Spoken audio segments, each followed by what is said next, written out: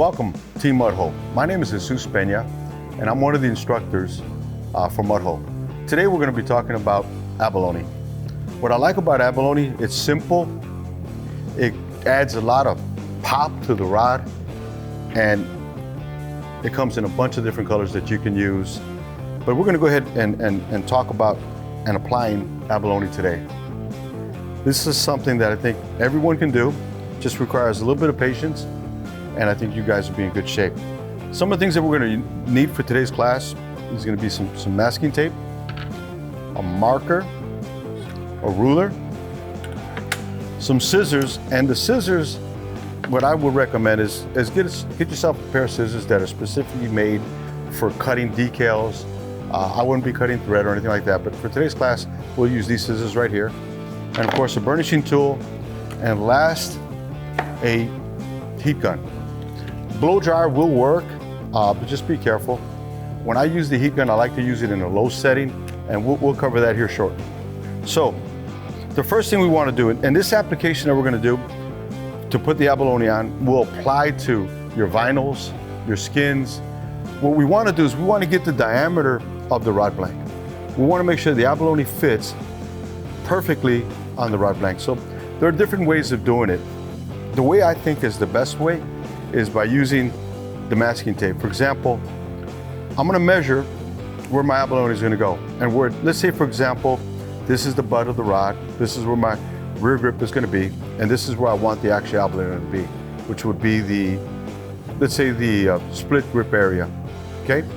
So what I'll do first is I'll come back and pre-measure everything and pre-fit everything, make sure everything fits right, and I'll come in and measure where my abalone is going to go.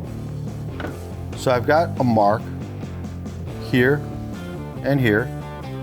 So this is where my abalone would go. So you can, it all depends on where you want it to go and how you want to make it fit. So what I'll do now is I'll grab some masking tape. Again, there's calipers, you can use calipers to measure the diameter, but what I found that this is the easiest way. And again, you can use this for vinyls, for skins, and of course what we're using right now is abalone. And I've only went across a few times. You don't have to put a lot of tape on there. You just want to put enough where you can actually cut it, which we're going to do here shortly. And then remove it, and then we'll put it on the abalone to get the actual diameter of the rod blank. So what I'm going to do is I'm going to go ahead and put an F for front and an R for rear, just so I don't confuse myself. So now what I'm going to do is, if you look at the abalone, you notice it doesn't have a pattern on it. So I really don't want to put it dead center, because then I'll have pieces that I really can't work with. But what I'm going to try to do, and this is just me, I want to use as much of it as possible. So what I'm going to do is I'm going to work on one edge and remove whatever I need to fit this particular blank, and leave the rest intact for possibly another build. So what I'm going to do now is I'm going to remove a razor blade. Make sure you guys be careful. And what you want to do when you cut into your masking tape is you want to put just scarred enough where you don't scratch the blank, but you can feel the actual masking tape breaking or cutting, okay? So now I'm gonna grab my burnishing tool. I'm gonna grab the edge of my burnishing tool, and I'm gonna split this off. And that's all I'm doing, guys. Just putting a little cut right through there so I can separate them, okay? And that's basically what I've done so far. One thing I always want you to keep in mind, as far as where you want to start at, you always want to put the beginning of your abalone application on the actual spine of the blank. Because remember, the real seat, the guides, everything kind of lines up with the spine. Same thing with the abalone. You want to keep the seam on the bottom of the rod blank. So if you do have a seam, it's not going to be very visible. And all I'm doing now is removing the tape, the masking tape that has the lettering I put on.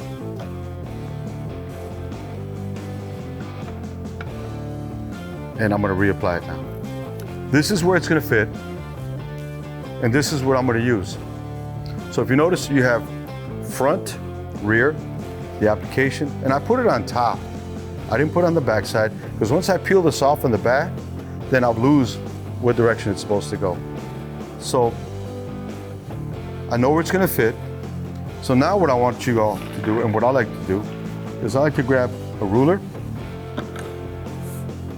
And depending on the length of the abalone that you're using, or vinyl, or skin, you don't necessarily have to get a really large ruler. I like to use a Sharpie. And Sharpies come in different colors. So what you could do too is get yourself a set of Sharpies, and they come in assorted colors to match the abalone that you're working with, or the vinyls that you're working with. In some cases, we'll do maybe a different application. I'll use a different color. So now what I'm going to do with the Sharpie is I'm going to cut right on the edge of the actual Sharpie itself. And this is where a good pair of scissors will come in handy, and a steady hand. And see, the reason why I started on one end, because I have another piece now that I can use possibly for another rod, or maybe some decoration, where I'm not actually just wasting it. So now, I got my front, I got my rear. I'm gonna go ahead and use this razor blade. Now this is the part that can be difficult, because what you're gonna notice about abalone, it's a very thin shell. It's an actual shell. It's super, super thin and fragile. So you wanna be careful. And notice I'm slowly removing the back of it. Now, out of all the decals and vinyls and skins that Mudhole has, this is the only one that uses a 3M backing. What I mean by that, it's super strong adhesive. So once you put this on, it's very difficult if you change your mind and you want to take it off. So keep that in mind. Notice I removed it. I still have my rear, my front. I still know where it's going to go. So now what I'm going to do is I'm going to use the lighting, your shop lighting, or whatever you have. And I'm also going to line up with the spine, and I'm going to slowly start. Run my finger across. I'm going to use a heat source, because since it's a shell, it's rigid. So you need to soften it up for it to make the bend. If you don't do this, it's going to crack on you. So again, we're going to go with a low setting, and I'm just going to work it back and forth.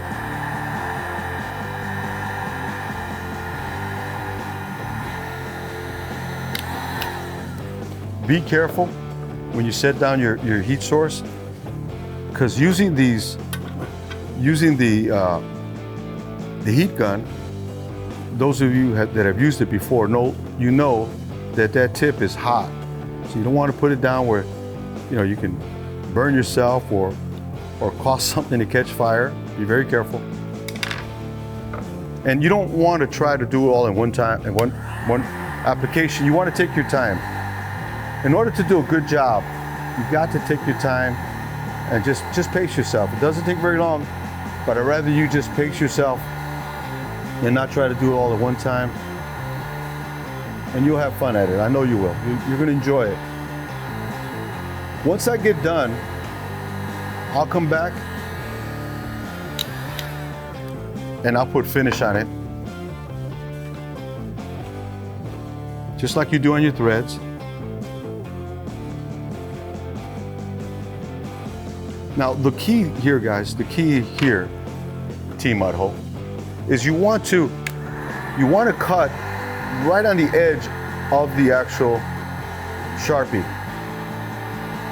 I'd rather you give yourself a little extra than be short. And that's why I like using the Sharpie. It's a little thicker. It gives you just a little bit more to work with than trying to get it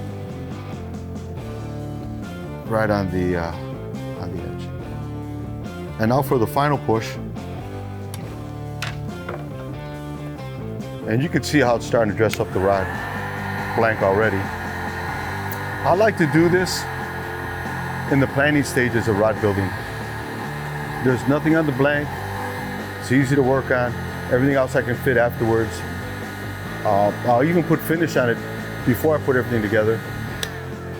And this should be the final push right here.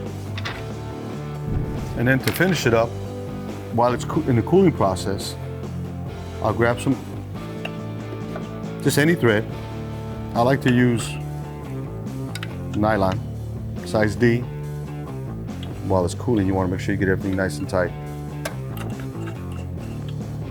And that's it. I mean, it's not very difficult. I think the fun part about it is it's easy to do. It adds a nice finish to your rod, and it makes it more personal.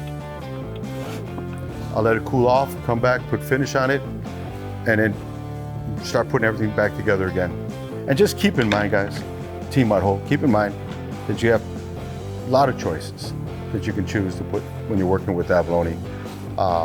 Super nice and not too difficult to do.